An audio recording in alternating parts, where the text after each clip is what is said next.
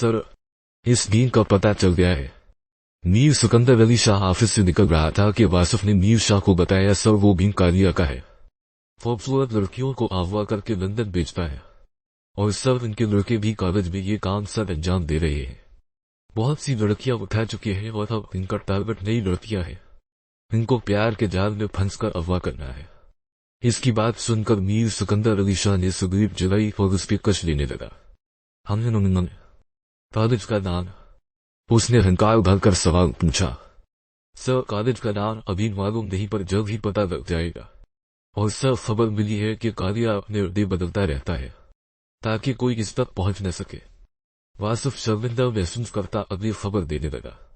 मीर सिकंदर ने गौर से उसकी बात सुनी और एक कचुपी नजर डालकर सुग्रीव का गहरा कश पीकर जमीन पर फेंका। कालिया, तेरी मौत मेरे हाथों लिखी है। मीर सिकंदर अली शाह सुग्रीव को अपने शोर से मसलने लगा जैसे कालिया हो। चलते हुए लैंड क्रूजर में बैठा और धूल उड़ाते रफ्तार उनसे वहां से निकलता चला गया। वो आश्कारा है, सुबह घर जाना है। तुमने कैसा जादू है? क्या तो खच मेरी फोटो प्यारा आया। आनिश कॉलेज यूनिफॉर्म में तैयार गाना गुनगुनाती साथ टेबल बजा की नाश्ता दाने का पैगाम दे रही थी। सुबह कर जा आनिश हवा के घोड़े पे सवार रहती वह राबा बेगम ने डटा। इतने में रमेश वुड भी डाइनिंग टेबल पर आ बैठे। राबा बेगम ने नाश्ता लगाया और आनिश मैडम टोक पड़ी नाश्ता पे।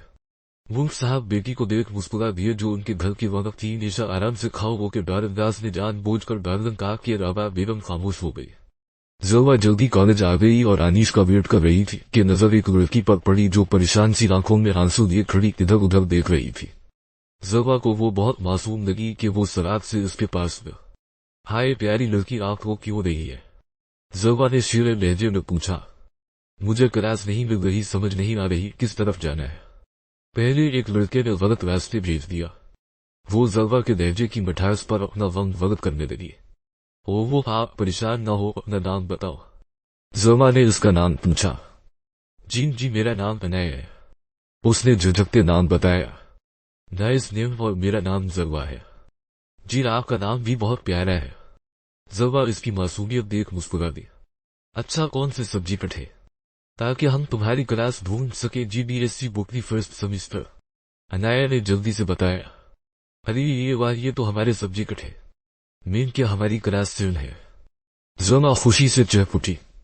इतने में दी गरीब आनिश पोनी टेल झुलाती आई और अपने मखसूस बरीदार से ज़ोवा को मुखातब किया।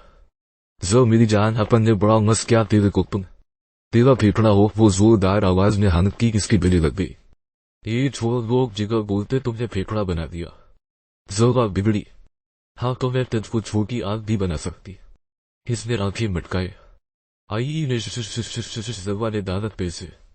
अच्छा जान, मैं नहीं कहती। आनिश अपना बेग कांधे पर सही करती पीछे हटी। अनाया बेचारी होनक बनी परी की गर्ल को देख रही थी जिसके निचले होंठ की साइड पे तल चमक रहा था जो आनिश की खूबसूरती में 4 चांद लगाता।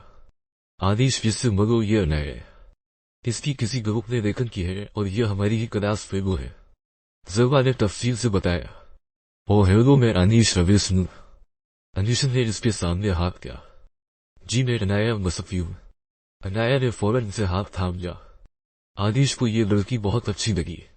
पहले दिन ही इस भगवान के ग्रुप में शामिल होने के ऑफर्स आए और बहुत सी लड़कियों ने दोस्ती करना चाहिए, पर आनिश ने 9 नफर का बोर्ड लगा दिया था। पर अनाया को देख उसे अच्छा लगा। वो दोनों को साथ लेती क्लास लेने चली गए।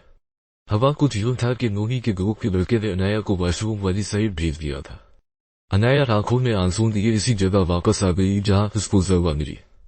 तभी सीढ़ियां उतरता दादी साये के पास आया और बोर्ड में सर रखकर लेट गया। पता इतना थका हवा लग गया है और ये बता शाह पत्थर कब आएगा। कबीर के चेहरे पे सरिया दहला कर गुजर गया। सिकंदर अली शाह कुछ मसरूफियात की वजह से नहीं आया, बहुत जल्द आएगा। कबीर ने आंखें मूंद ली।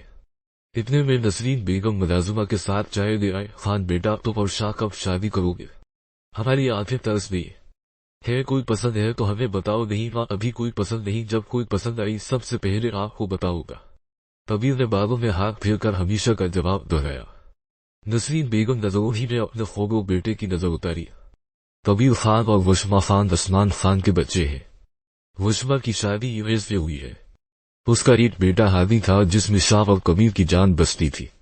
असमान खान नसरीन बेगम और मीर सिकंदर अली शाह के वालिदैन कॉलेज के जमाने के दोस्त थे और अब शाह कबीर दोस्त थे।